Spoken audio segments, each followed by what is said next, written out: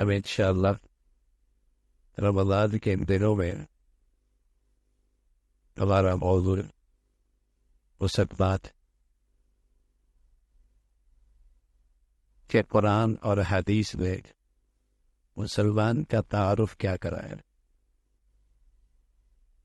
قرآن اور حدیث میں، قرآن حدیث کے آئینے میں ایک مسلمان شخص کی تصویر، شخصیت کیا ہے، مسلمان کیسا ہو.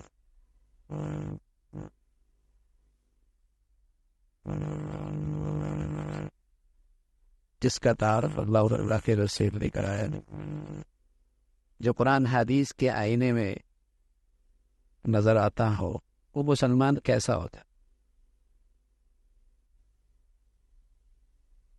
اس کے مختلف پہلو ہیں. ایک مسلمان جو واقعی مسلمان ہوتا ہے، اس کا اپنے رب سے تعلق کیسے ہوتا ہے. ایک مسلمان اپنی ذات کا حق کتنا ادا کرتا ہے. ایک مسلمان کا تعلق وہ اپنے والدین سے کیسے ہے. ایک مسلمان کا اپنی بیوی سے برتاؤ کیسے ہے. ایک مسلمان کا اپنی اولاد کا تعلق کیسا ہے. ایک مسلمان کا اپنے اقرباء، رشتہ دار، ان کے ساتھ اس کے حقوق کا معاملہ کیسا. ایک مسلمان کا اپنے پڑوسیوں کے ساتھ سلوک کیسا.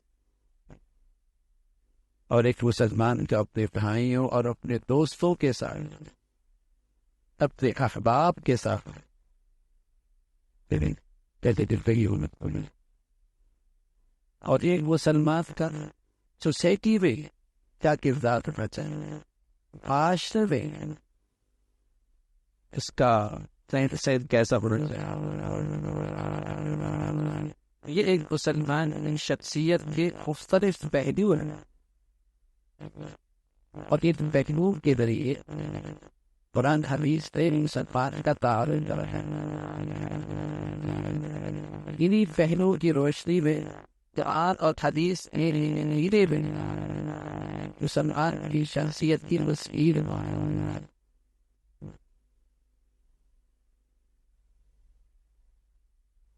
دادا بہت صحت مند ہے، نانا بہت صحت مند تھا، تو صحت کی وراثت بھی نہیں چل رہی. پوتا دیتے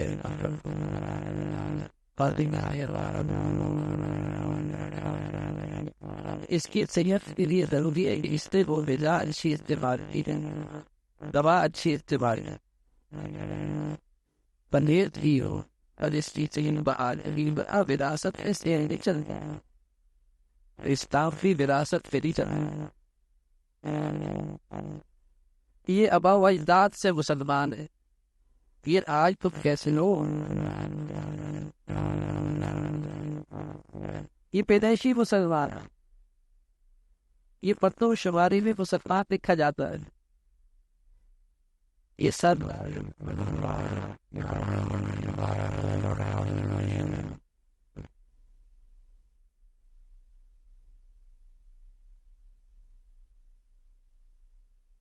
مسلمانی میں بھی وراثت نہیں چلتی. اس کے لیے غذا کھانی پڑتی ہے، دوا کھانی پڑتی ہے، پرہیز کرنی پڑتی ہے، تب مسلمان رہتا ہے.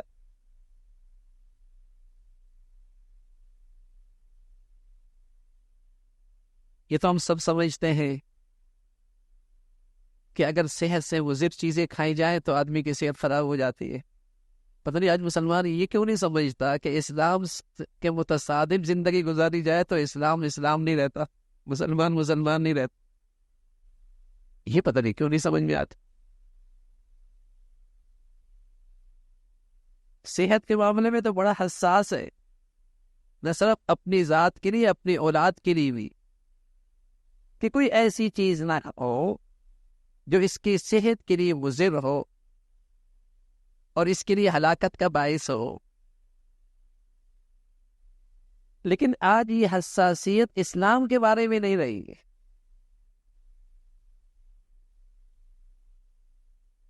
اس پر آج مسلمان مطمئن نظر آتا ہے کہ بھائی آباء و اجداد نے کلمہ پڑھا دیا تھا، وہ وراثت میں چلا آ رہا۔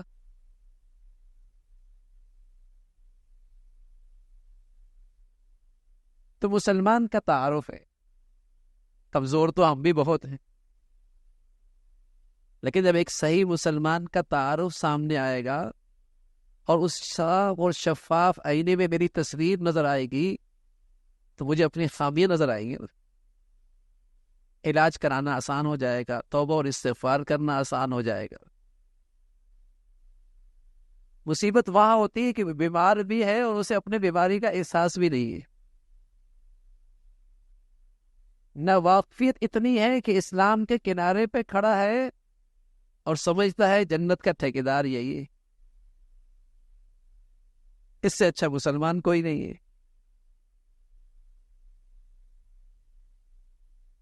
تو صحیح علم بھی مل جائے نا، صحیح علم بھی سامنے آ جائے کہ مسلمان ہوتا کیسا ہے، تو آدمی کے لیے راستہ ملتا ہے ندامت کا، شرمندگی کا، اپنی صحت بحال کرنے کا، اپنا علاج کرنے کا۔ دوا اور غذا سامنے آتی ہے تو علم ہی نہیں ہے۔ تو میرے عزیزوں، ہم اللہ کا شکر ادا کریں کہ اللہ تعالیٰ نے ہمیں یہ علم سیکھنے کے لیے یہاں بٹھایا ہے۔ اس لیے ہمارے نبی فرمایا کرتے تھے کوئی آدمی علم کا ایک باب سیکھ لے اور اس کے بالمقابل 1000 نفل بھی پڑھ لے تو اس کے نیکی کا مقابلہ نہیں ہو سکتا۔ اس لیے کہ صحیح علم بڑی چیز ہے۔ آج یہی نہیں ہے نا، صحیح علم ہی نہیں ہے، ہر شخص اپنی زندگی میں مطمئن ہے۔ تو اللہ تعالیٰ کا شکر ہو کہ اللہ تعالیٰ نے ہمیں اپنے نبی کی باتیں، اللہ تعالیٰ نے اپنے ارشادات سننے کے لیے یہاں بٹھایا ہے، اور ہم جو بیٹھے اس نیت ہی سے بیٹھے کہ اللہ تعالیٰ ہمیں عمل کی توفیق نصیب فرما، اللہ تعالیٰ ہمیں صحیح علم دے دے، اور اس علم کے بعد اللہ تعالیٰ ہمیں صحیح عمل نصیب فرما۔ بہت مبارک ہے پھر یہ بیٹھنا، غیر معمولی ہے، غیر معمولی۔ ہمیشہ مسلمان اپنی زندگی سنوارنے کے لیے دنیا اور آخرت کی علم حاصل کیا کرتے تھے۔ آج مسلمان کچھ دنیا بنانے کے لیے تو کچھ سیکھتے ہیں، لیکن آخرت بنانے کے لیے کچھ نہیں سیکھتے۔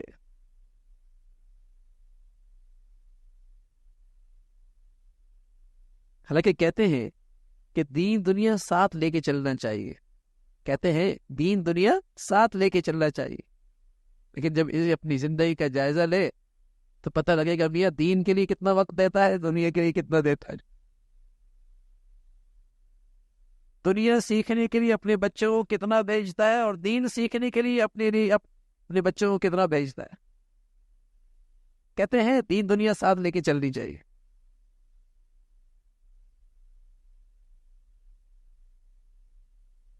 تو صحیح علم بڑی نعمت۔ تو ایک مسلمان کیسا ہوتا ہے، اس کا تعارف کیا ہے، اس کے مختلف پہلو ہیں۔ ہم سب سے پہلا پہلو دیکھتے ہیں اس کا اپنے رب سے تعلق کیسے ہوتا، اس کا اپنے رب سے تعلق کیسے ہوتا۔ ایک مسلمان اپنے رب پر اعتماد کرتا، اپنے رب کی قدرت پہ یقین رکھتا، اس کی ذات پہ بھروسہ کرتا، اسباب دنیا اختیار کرتا ہے، لیکن چونکہ بھروسہ اس ذات پہ ہے تو مدد اسی سے مانگتا رہتا، قدم قدم پہ زندگی کے اسباب اختیار کرتا ہے، لیکن چونکہ بھروسہ اس پہ ہے رجوع اس کی طرف کرتا ہے۔ کبھی کہتا ہے بسم اللہ، کبھی کہتا ہے الحمدللہ، کبھی صدقہ دے کر اس کی طرف رجوع کرتا ہے، کبھی نفل پڑھ کے رجوع کرتا ہے، کبھی خود دعا کر کے، کبھی کسی سے دعا کرا کے، بھروسہ اس پہ ہے، کرے گا وہی۔ ایک مسلمان کا اپنے رب سے تعلق بڑا مضبوط ہوتا۔ یہ قدرت کے نقشے جب وہ دیکھتا ہے نا، زمین و آسمان کا یہ سارا نظام، تو اس کا اپنے اللہ سے تعلق اور اس ذات پہ یقین اور اس ذات پہ بھروسہ اور بڑھتا۔ ان فی خلق السماوات والارض واختلاف اللیل والنہار لآیات لأولی الالباب، عقل مند وہ لوگوں کے لیے اس کائنات کے اس نظام میں بڑی نشانیاں ہیں اللہ کی قدرت کی، تو اس کی قدرت کا یقین اور بڑھ جاتا۔ قدیر تو وہ ہے، قہار تو وہ ہے، عزیز تو وہ ہے، کہ صدیاں گزر گئی اس نظام میں فرق نہیں آیا۔ یہ اس کا اپنے اللہ سے تعلق ہو، اور اس کی برکت ہوتی ہے کہ ایک سچا مسلمان اپنے رب کا فرما بردار ہوتا۔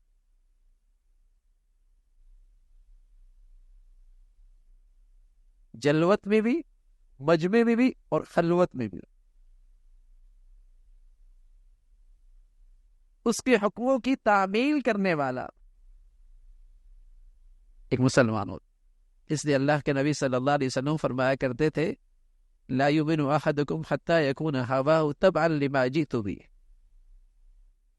ایک مسلمان صحیح معنی میں مسلمان نہیں ہو سکتا، ایک مومن صحیح معنی میں ایمان والا نہیں ہو سکتا جب تک کہ اس کی خواہش میری لائی ہوئی شریعت کے مطابق نہ ہو جائے۔ سبحان اللہ۔ دیکھیے بھائی، ایک مسلمان کیسا ہوتا ہے کہ جس کی ہر خواہش اور ہر چاہت اللہ کے حکموں کے تابع ہو جائے۔ اللہ کے نبی فرمانے لگے، لا یؤمن احدکم، تم میں کوئی شخص ایمان والا نہیں ہو سکتا، اس کی ایمان کی صحت کے لیے ضروری ہے کہ اس کی خواہش اللہ کے حکم کے تابع ہو جائے۔ اور اللہ تعالیٰ کا ارشاد ہے، فلا وربک لا یؤمنون، قسم ہے تیرے رب کی، یہ لوگ ایمان والے نہیں ہیں جب تک کہ یہ اپنے معاملات میں فیصل اللہ کو نہ بنائے۔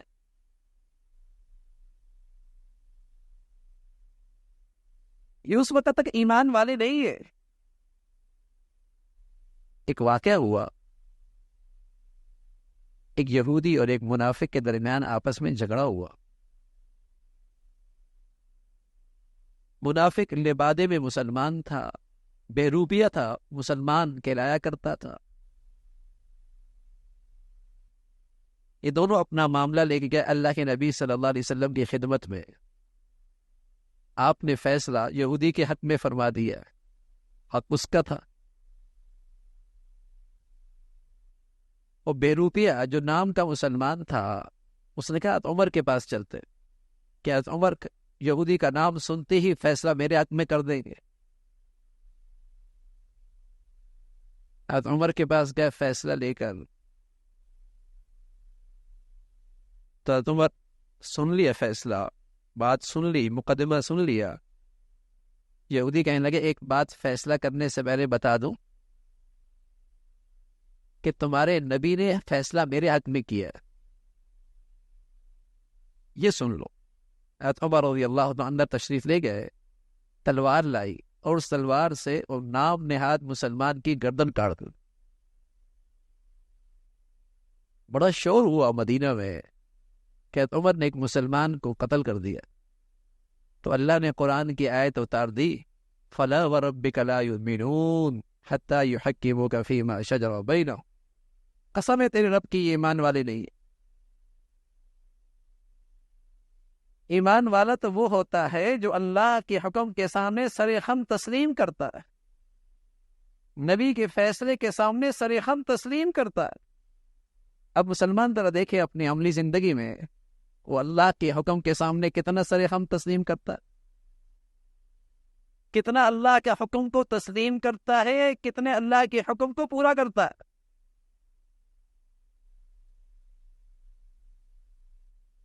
لیکن سرکاری کاغذات میں مسلمان ہے، مردم شماری میں مسلمان ہے.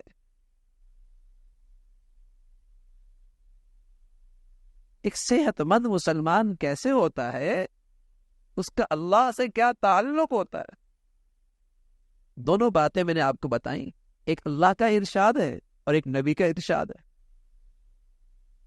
اللہ کے ارشاد میں، نبی کے ارشاد کے آئینے میں دیکھیے آج مسلمان کہاں کھڑا ہے اور ہم کہاں کھڑے. مسلمان تو ایسا ہوتا. تو ایک مسلمان کا اپنے اللہ سے تعلق کیسے ہو، اور ایک مسلمان اللہ کے معاملے میں کیسا حساس ہوتا ہے. اللہ تعالیٰ جو اس پہ ذمہ داری ڈالی ہے، وہ اس ذمہ داری کو اچھے طریقے سے پوری کرتا ہے. رسول اللہ صلی اللہ علیہ وسلم فرمایا کرتے تھے کلکم راعٍ وکلکم مسئول عن رعیتی. تم میں سے ہر ایک نگہبان ہے اور ہر نگہبان سے باز پرس ہوگی. یعنی ہر ایک کے ماتحت کچھ رعایا ہوتی ہے. بادشاہ کے تحت بھی رعایا ہوتی ہے، سردار کے تحت بھی رعایا ہوتی ہے، قوم کے ذمہ دار کے ساتھ نیچے بھی رعایا ہوتی ہے، باپ کے نیچے بھی رعایا ہوتی ہے، سردار جسے کہیں کہ صاحب کے نیچے بھی رعایا ہوتی ہے، کچھ نیچے ماننے والے اس کے ہوتے.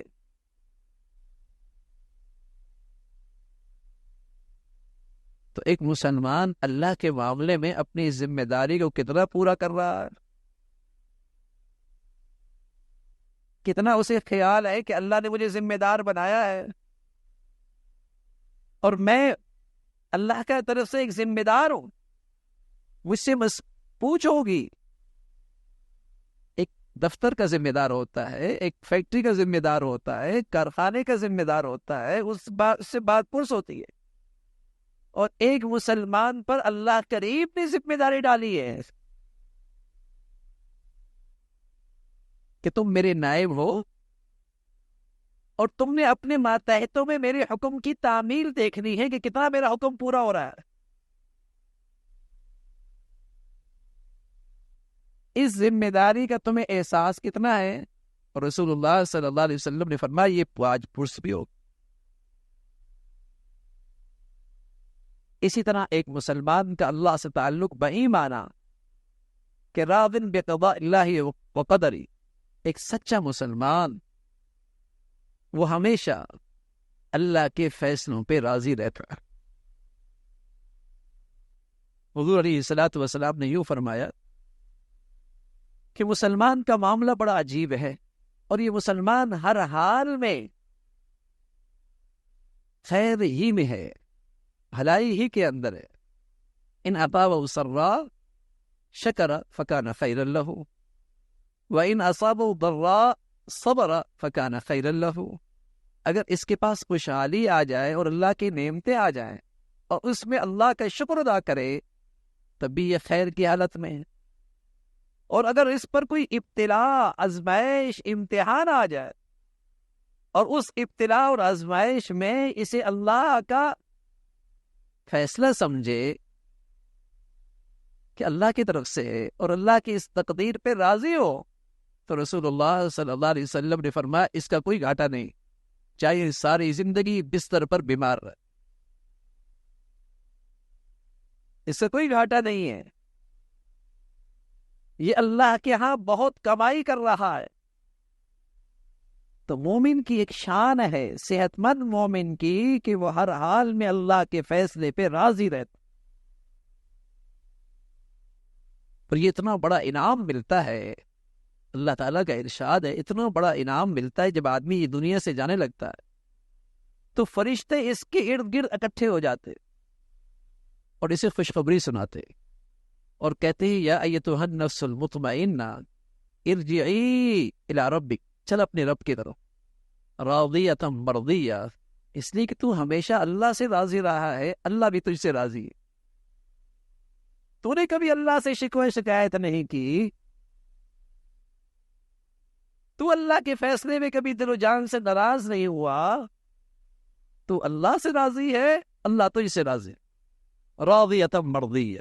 آج تیرا استقبال ہے، آج تیرا شاندار استقبال ہے، فادخلی فی عبادی، آ میرے خاص بندوں میں آ جا، آ جا میری جنت میں آ جا۔ یہ وہ خوشخبری ہے جب انسان اس دنیا کو چھوڑ رہا ہوتا ہے۔ کتنا نازک وقت ہوتا ہے، کتنی مشکل گھڑی ہوتی ہے، لیکن جس شخص کو اللہ یہ ایمان کی حقیقت نصیب فرما دے کہ وہ اللہ کے ہر فیصلے پہ دل و جان سے راضی ہو، اللہ کا فیصلہ ہے، ڈاکٹر میرا پیٹ کاٹے اور سینے سے دل نکالے، میں اس کے فیصلے پہ راضی ہوتا ہوں اور اس کا شکریہ بھی ادا کرتا ہوں اور اچھی بھاری بھرکم فیس بھی دیتا ہوں۔ کیوں؟ مجھے اس کے علم پہ اعتماد ہے نا بھائی۔